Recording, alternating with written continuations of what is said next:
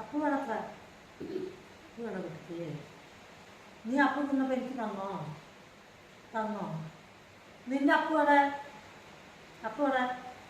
നീ അപ്പു തിന്നപ്പോൾ എനിക്ക് തന്നോ എന്നാ വേണോന്നൊരു ചോദ്യം ചോദിച്ചോ